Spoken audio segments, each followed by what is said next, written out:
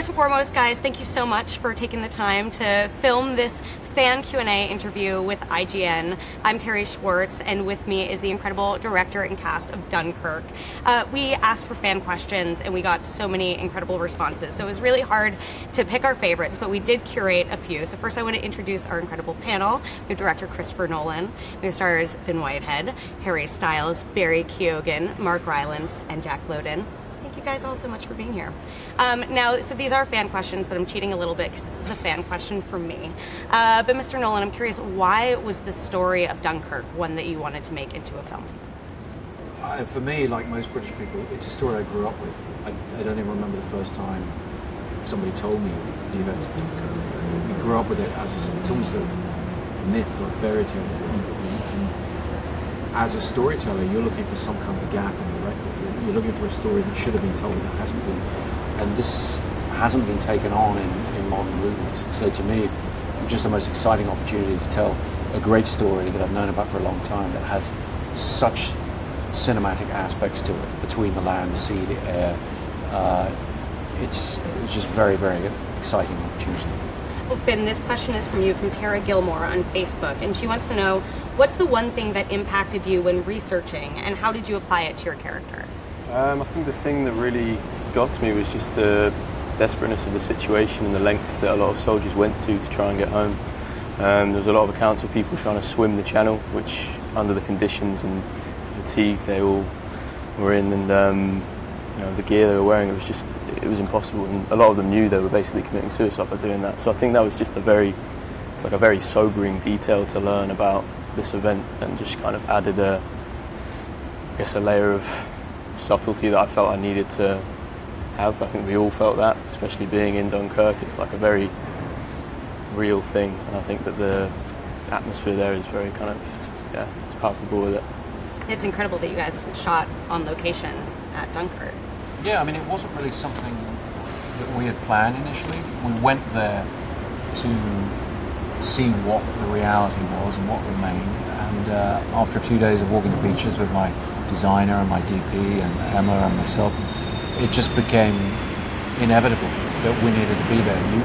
You walk that beach and you feel the history that's there in the sand under your feet, and it just drew us in, and it felt like something we really, really had to do. So Harry, this is a question from you, from Potato Directioner on Twitter. They want to know, why did you audition for Dunkirk? Why was this a movie you wanted to be a part of?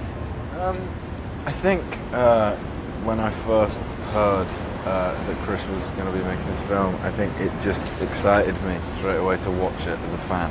I think if you're a fan of movies and a fan of Chris, it's impossible to not kind of instantly want to be involved in something like that. And now I just feel all right about being in it. Jack, this one's for you, from Niam Cunningham on Facebook.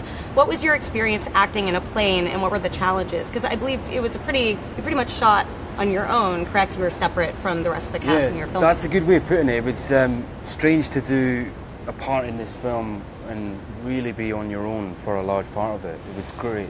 It was a very strange experience. It was almost like doing a big self-tape, you know, to a certain degree, like the most expensive self-tape you could do. But it was great. I mean, it's knackering being inside one of those things. It is like sitting in a wheelbarrow with, you know, a washing machine going off at the same time. And they're very noisy and they're hot, and I mean, those guys must have been knackered by the time they even got towards where the action was. But yeah, I mean, it was an incredible experience, and one I'd recommend. And Chris, this is something you can talk to a little bit as well, but a lot of your scenes in the movie show you with Tom Hardy, but I'd imagine that you didn't necessarily get a chance to shoot together that often, so how did you sort of create that dynamic? No, I mean, actually, you know, at certain times Jack had to be acting on his own up in a plane, and you know, Tom had to be on his own, but quite often we were able to put the other actor on the end of the radio, so they'd be communicating as they would, you know, over the radio as they're on the film, and it's great when you can actually do that and have the dialogue go back and forth between the actors, so they're not, you know, defining their performance before they know what the other actor's doing. So where possible, we would get a genuine interaction between them over the radio, but yeah, they had to be on their own when they were going in that cockpit. Barry, this one's for you, from Matt on Twitter. What was the hardest scene for you to film? Hardest. I don't know. As spoiler-free as possible. Yeah, I was going to say something. Would have been a scene with Jack because he always made it tough for me.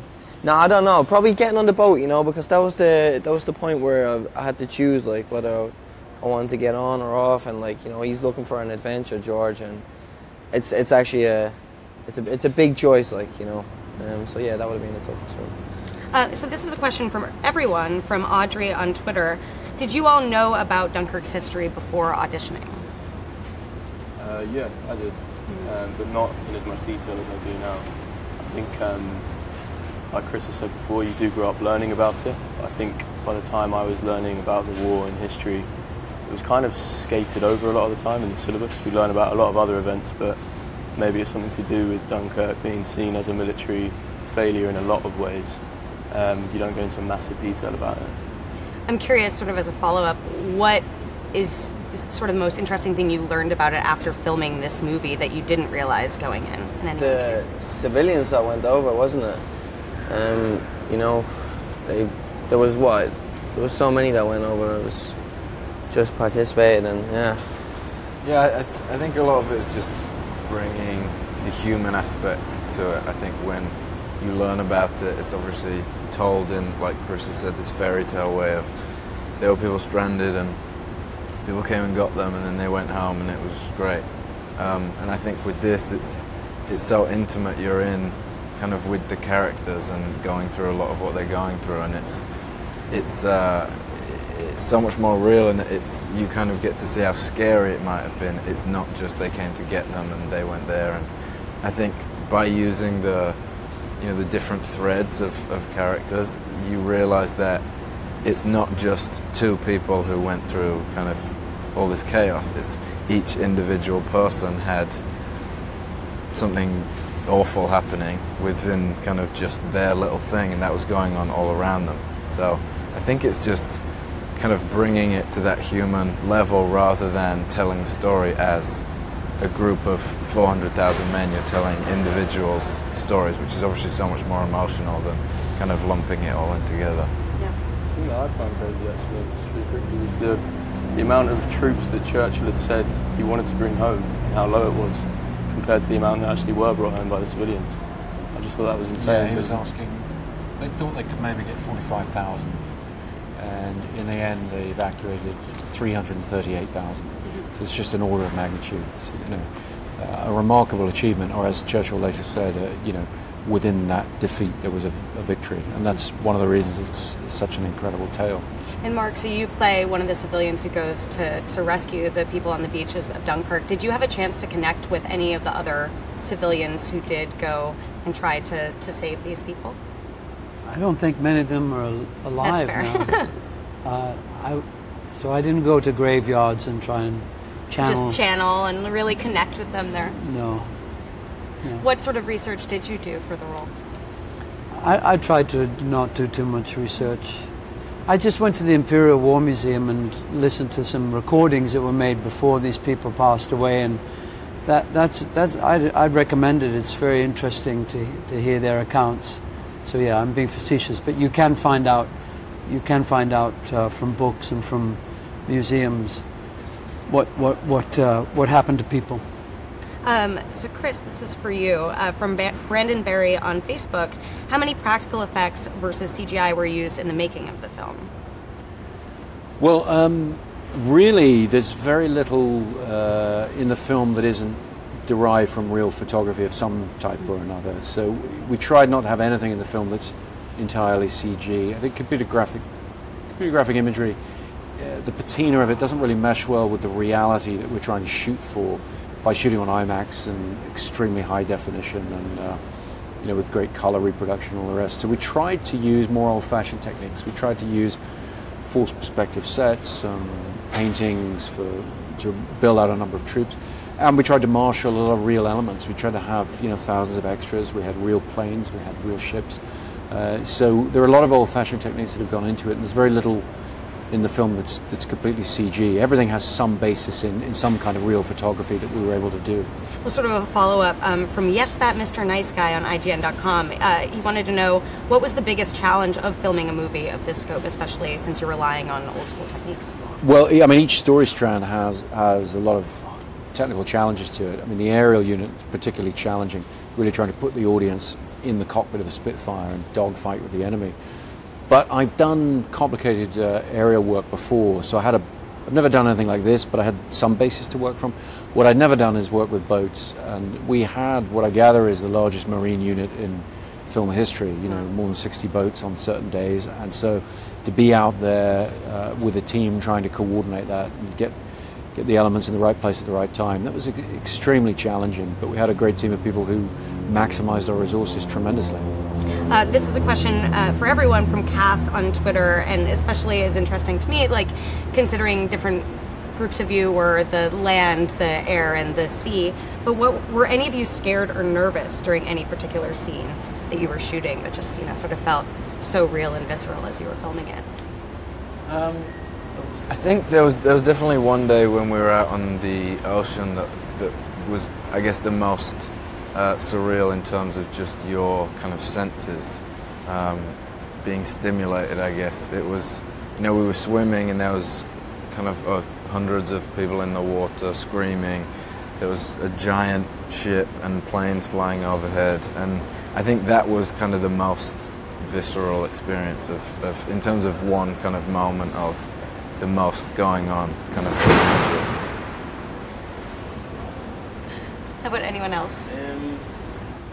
I mean, the planes coming towards you, and that was quite, you know, it's coming in formation. With actual planes? Yeah. Oh, wow. Oh, yeah.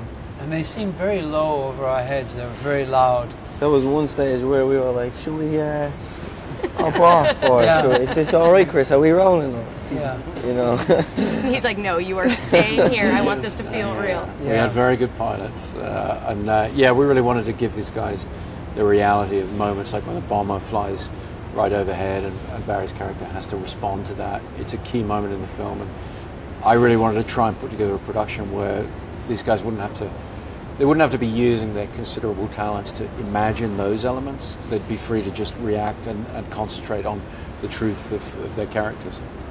This is another question for everyone from Marion on Twitter. Did any of you know someone, like from your family or friends of family, who was in Dunkirk during the evacuation? I have a friend who has a grandfather who sailed over, actually, and I believe he still has his boat, and it has bullet holes in it. So it's kind of interesting. I think it's pretty amazing for, you know, people like that to kind of.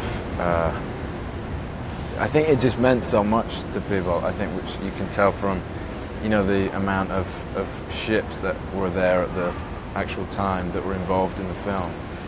You know, the fact that those guys kind of get together and still sail around with each other, it's such an important kind of piece of history for people. Did anyone else? I think survivors at the time are quite few and far between now, so it was quite hard to find someone to talk to who was actually there.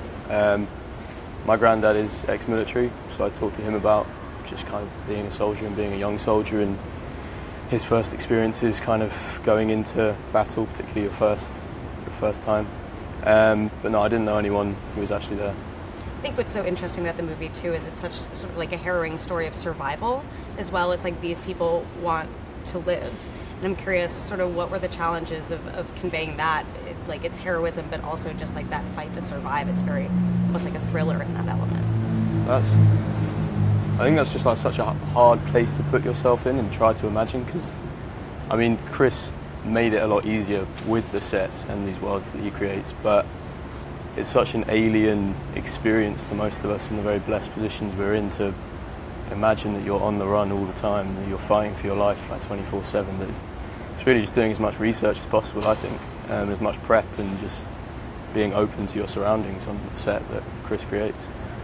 So last question for you, Chris, from Tia Lawrence on Facebook. We got a lot of questions about the filmmaking techniques. I feel like we could spend an hour just talking about that, but I thought this was interesting.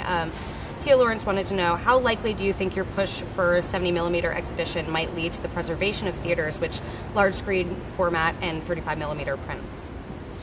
Well, I think what we've seen in recent years is a growing acknowledgement of the magic and the importance of celluloid film as its own medium. And so, you know, Warner Brothers pushing out 70mm prints in this to 150 odd locations. It builds on what Quentin did with Hateful Eight with about 100 locations, and what we ourselves did with Interstellar before then with about 10.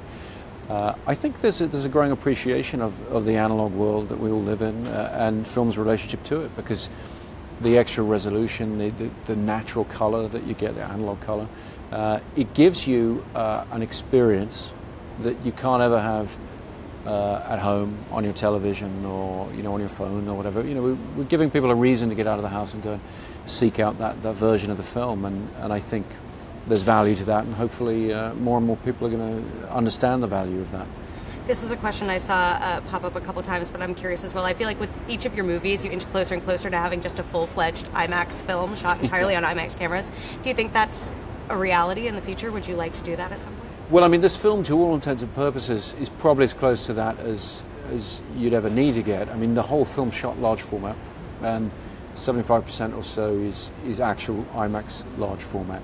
Really, the limiting factor has always been whether you're prepared to loop ADR dialogue or not, and I don't like to do that. I like to get the natural performances and natural dialogue. And so the cameras are a little too noisy. So for the intimate dialogue scenes, we shot on 65mm. And 65mm is what Lawrence of Arabia was shot on, or so forth. So it's not much of a step down, and we were able for the first time to photochemically and in a totally analog way blow up those negatives to match. So on our IMAX prints and our 70mm prints, it's a totally photochemical, totally analog print for the first time we've been able to do, and we're very, very excited about that. Well, thank you all so much for taking the time for participating. Thank you everyone at home for your amazing questions, and make sure to check out Dunkirk when it hits theaters on July 21st. Thank you. Thanks everyone.